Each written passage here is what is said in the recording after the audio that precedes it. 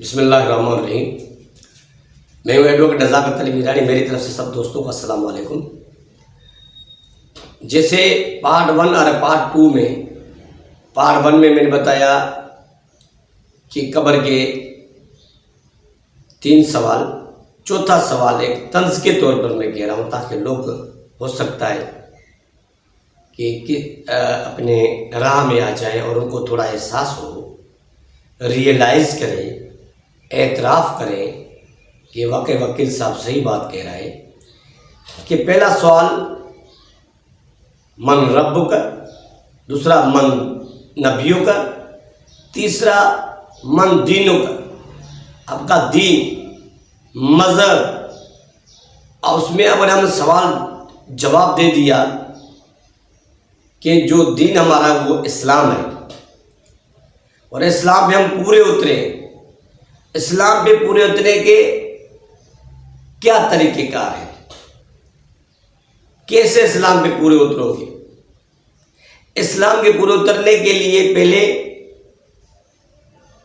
حقوق اللہ اور حقوق العباد، یہ 2 عمل بہت بڑے ہیں، حقوق اللہ اور حقوق العباد، یعنی مسلمانیت اور انسانیت، توحید، نماز، روزہ، زکوٰۃ، حج، اور حقوق العباد یعنی انسانیت، اشرافت، نیکوکاری، پرہیزگاری، اخلاقیت اور صبر۔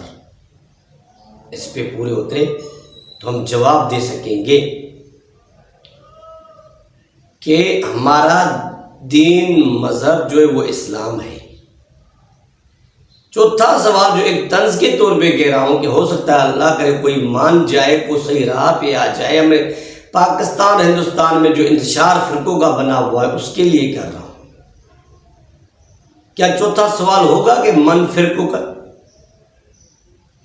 ایک طنز کے طور پر اس طریقے سمجھا رہا ہوں تاکہ لوگ اس طریقے کو سمجھیں کہ بھائی یہ جب سوال ہی نہیں ہوگا تو کیوں اس کو اپنایا ہوا ہے؟ کیوں یہ کہہ رہے ہو کہ 72 فرقے، ایک فرقہ جنت میں جائے گا؟ سیکریٹ بات کیوں الجھن میں پڑے ہوئے ہو؟ صاف ظاہر ہے کوئی فرقہ نہیں جائے گا جنت میں، مسلمان جائے گا، خالص مسلمان، جو کامل مسلمان ہوگا، جو حقوق اللہ پہ پورا اترا ہوا ہوگا زندگی میں اور حقوق العباد پہ بھی، وہ مسلمان جائے گا۔ وہاں مسلمان کی کہانی ہوگی، مسلمان کا بات چیت کی جائے گی۔ آپ باہر کے ملکوں میں اگر جاتے ہو، امریکہ میں جاتے ہو، وہاں کیا کہتے ہو؟ پوچھیں گے آپ کون ہو؟ کہ ہم مسلمان ہیں، پاکستانی ہیں۔ ادھر کہو گے کہ میں وہابی، دیوبندی، بریلوی، شیعہ، یہ وہ نہیں کہو گے نا۔ ذرا پاکستان میں آ کے کیوں دماغ خراب ہو جاتا ہے لوگوں کا، اور ہندوستان میں بہت بڑی دکھ کی بات ہے، یہ انتشار پھیل گیا ہے، کمزوری ہو گئی ہے اسلام کی۔ نہ کرو، یہ ایک بن جاؤ، ایک دوسرے کو کیوں طنز کر رہے ہو؟ اور جو اسلام صحیح طریقے سے وہ کرو۔ یہ جو کپڑے مختلف قسم کے پہن رہے ہو یا مختلف قسم کے ٹوپیاں پہن رہے ہو، اس کی کیا ضرورت ہے؟ اس زبان سے اور لباس سے اپنے فرقوں کو ظاہر مت کرو۔ ناراض ہو تو جو کسی کو ناراض ہونا ہے ہونے دو، لیکن میں سچی بات کروں گا۔ تو بات یہ ہے کہ چوتھا سوال تو ہے نہیں نا، من فرقوں کا ہے کیا؟ اگر ہاں ہوتا تو پھر ہم بچ جاتے۔ آپ کا فرقہ کون سا ہے یہ سوال نہیں ہوگا، یہ سوال ہی نہیں ہے۔ ہاں، چوتھا سوال ہے کہ یہ کہ اگر آپ سوالوں کا جواب دے سکتے ہو، دے دو گے کہ من رب کا، آپ کا رب کون ہے؟ من نبیوں کا نبی کون ہے؟ من دینوں کا، آپ کا دین کیا ہے؟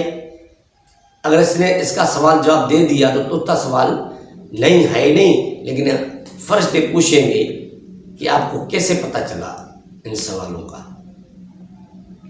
من گھڑت کہانی ہے یا اس میں اپنی محنت کی ہوئی ہے یا ایسے رٹا لگایا ہوا ہے؟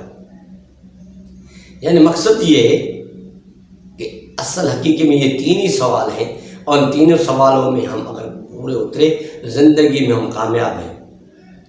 چوتھا تو میں ایک طنز کے طور پر کہہ رہا ہوں نا کہ ہو سکتا ہے تھوڑا عقل آئے، ہو سکتا ہے تھوڑا سا سمجھیں۔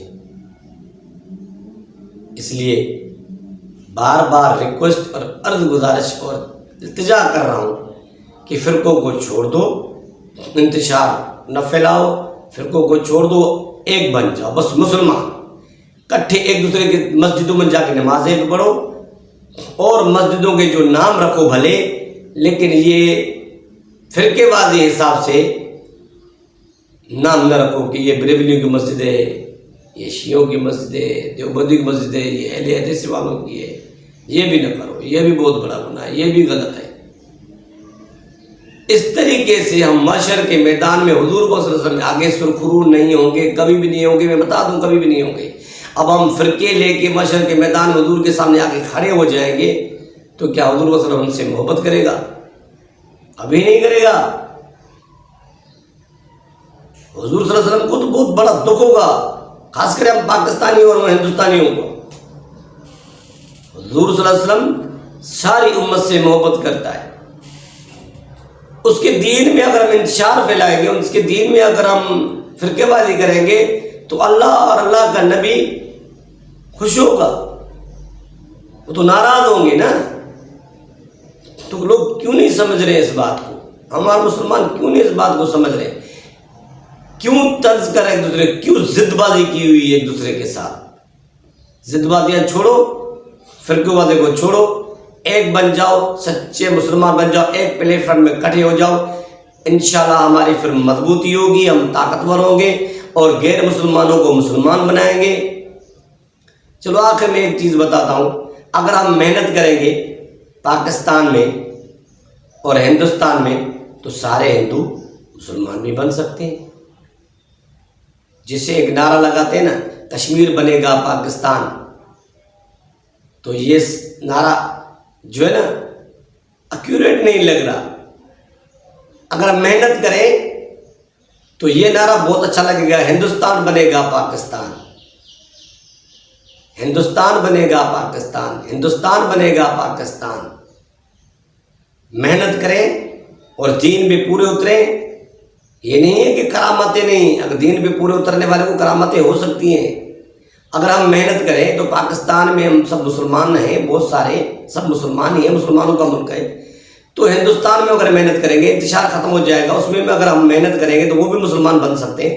اگر سارے کے سارے مسلمان بن گئے تو نعرہ تو یہ بھی لگ جائے گا نا، ہندوستان بنے گا پاکستان۔ یعنی اگر وہ بھی مسلمان بن جائیں گے، دونوں ملک مسلمانوں کے ہو جائیں تو کتنی اچھی بات ہو، کتنا مزہ آ جائے زندگی میں۔ جب ہم آپس میں نہیں لڑیں گے تو ہم یہ سب کچھ کر سکتے ہیں۔ اگلے اجازت دیں، اللہ حافظ۔